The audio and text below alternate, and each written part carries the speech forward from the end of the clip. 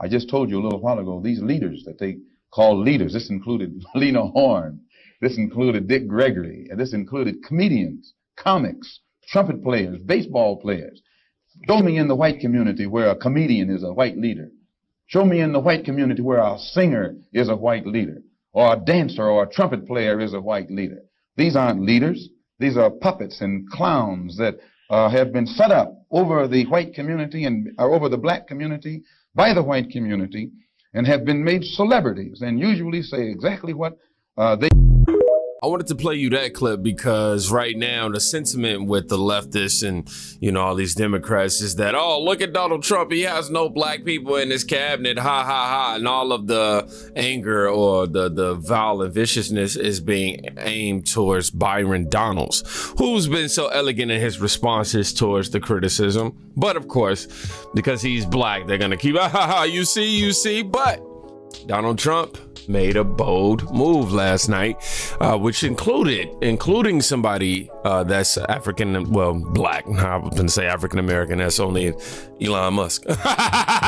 Somebody that's black in his cabinet. And we're going to dive into that in just a little bit. But before we do, man, I have a sad story right here. Now, you see all of those leaders that we seen, or so-called leaders that we seen from Malcolm X's account that was on the screen. And we know that these people honestly were puppets really for the mainstream media and echo chambers for the mainstream media. And in my opinion, a real threat. Some of them are a real threat to the black community in terms of us being able to evolve our mindset from identity politics. But as a result of that mindset, the liberals decided that their own family member can't attend his own brother's funeral because he's a MAGA supporter. Now, these type of stories are popping up all over the internet. So let's go ahead and check it out. MAGA family, my fellow Trump supporters, it breaks my heart that I can't even attend my own brother's funeral. My family doesn't want me there. They've disowned me, and they said I'm not welcome to the funeral.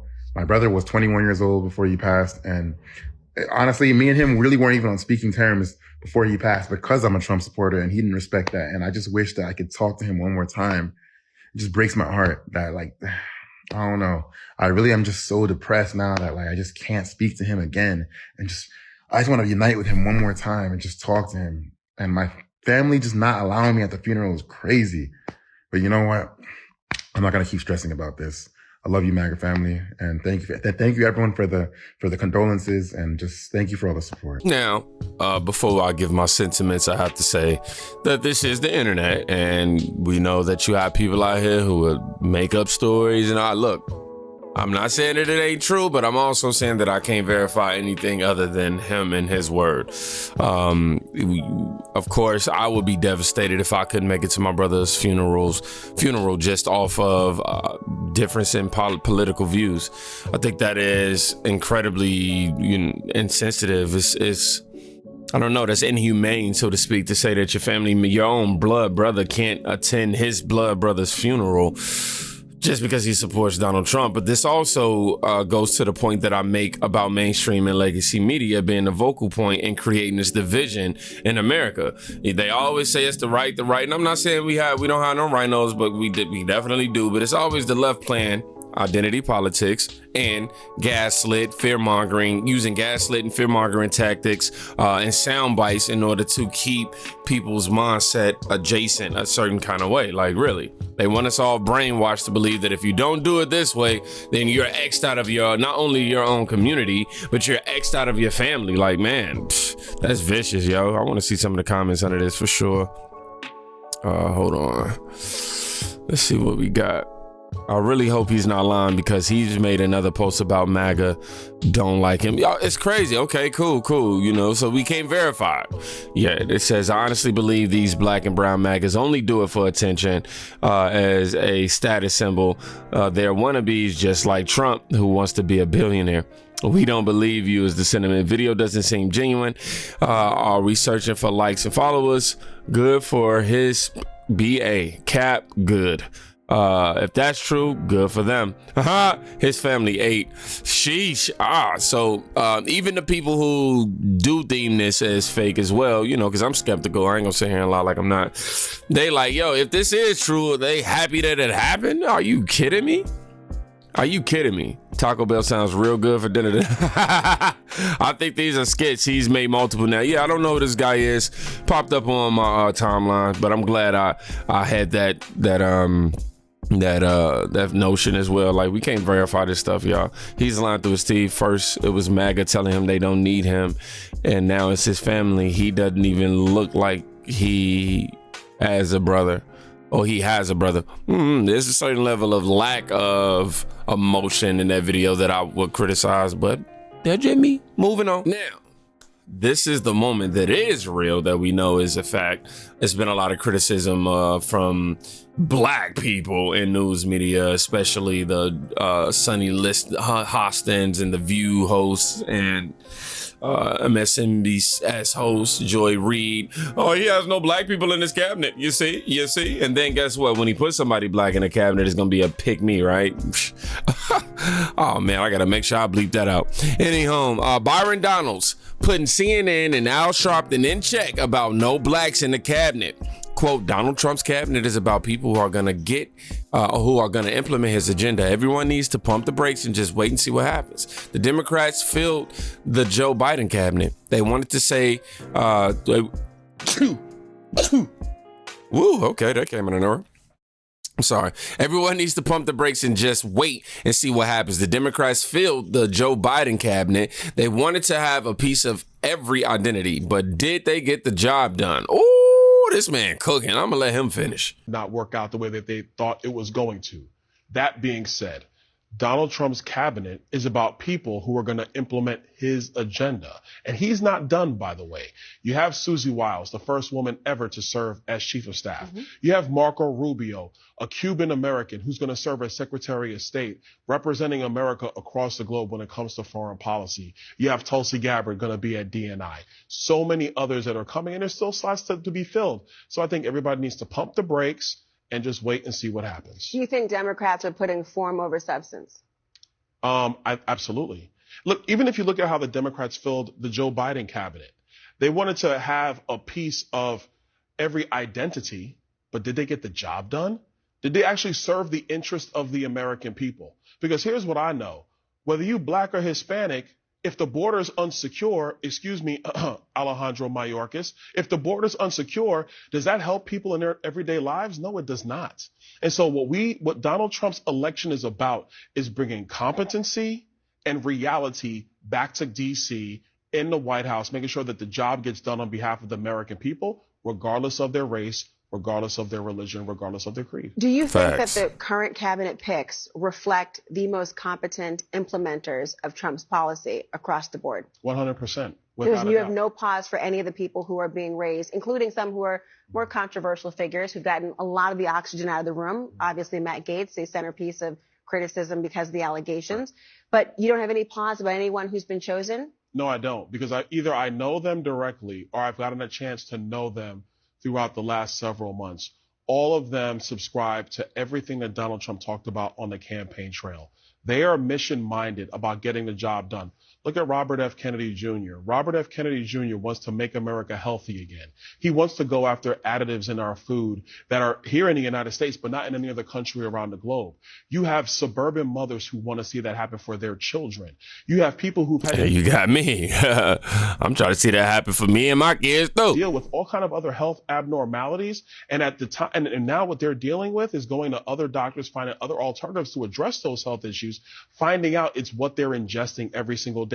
He's going to address that. You have somebody like Tulsi Gabbard, who has not been a fan of forever wars, which, by the way, if you're a Republican or a Democrat, you've not been a fan of forever wars. She's going to be advising him when it comes to national intelligence.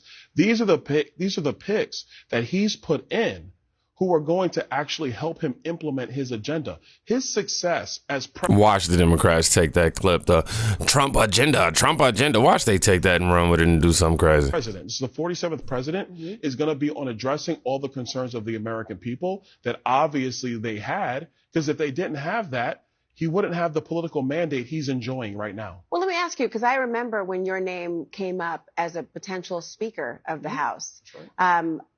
There were many who speculated that based on the prominent role you played in this campaign and election, that your name would have skyrocketed to at least the front of the line. We are several cabinet picks in. Are you not surprised that you have not been named? Have you had a conversation about being a part of the administration at all? All I will say is I am not surprised that I have not been named, but that does not mean I'm not going to do other things in the future. Has he asked you? No, there's some other things that I'm looking at going forward. Like? I'm not going to talk about them now. We do this every time. We're not going to break news now. I would like Laura. to ask you, Governor We're not gonna break of news. Florida, Senator, perhaps if Marco Rubio is confirmed, or any of those spots enticing to you? We'll see what happens as things go forward. Do you have support for the name Laura Trump that's been circling around as a potential person who would step in if Senator Marco Rubio were to ascend to the role that he has been chosen for? So actually, I think Laura would do a great job as a U.S. Senator for Florida. I got a chance to really know her through the whole campaign process. Number one, excellent communicator, one of the best in our party. Number two, really knowledgeable about policy. Number three, her personal businesses that she's been involved in, different projects that she's done. She knows how to get things done, bring people around her to be successful. At the end of the day, you want to be a representative of the ideals of the state of Florida. Laura Trump is an example of that. So just to be clear, and I remember the barbershops you had gone through, you talked to many black voters, black male voters specifically on the campaign trail. If the current trend stands and there is not a single black cabinet member named, you'd be fine with that? What I want right now is for the agencies of the federal government to do their job and no more, and to actually fix the ills that have been going wrong in our country. The voters spoke loud and clear 2 weeks ago. This was an avalanche. This was a political mandate for Donald Trump. And it's very clear that they want our borders secured. They want a thriving economy. They want to be able to get out of these conflicts across the globe. And yes, people want to be energy dominant here in America. And if the cabinet picks help deliver the America First agenda that Donald Trump wants, this will be an unmitigated success. And every American will be happy with it. And the sad part, here's the sad part. Not only you just watching her and them pick apart that, like, you know, it ain't no black people, it ain't no black people, it ain't no black. We always got to be included in something, but I always want to separate ourselves at the same time. We need to make our mind up, black people. Okay. But as far as Trump putting somebody in his cabinet, I'll just set it up like this. Even when he decides to do so, it's going to come with flack. You're never going to be able to satisfy these people. They're going to continue to move the mark. It's going to be, oh, he's black, but he ain't this and he ain't that, or he is this and he is that. We got somebody who posted, Trump finally got around to nominate someone with no experience for the one black job in his cabinet. Scott Turner for Secretary of HUD.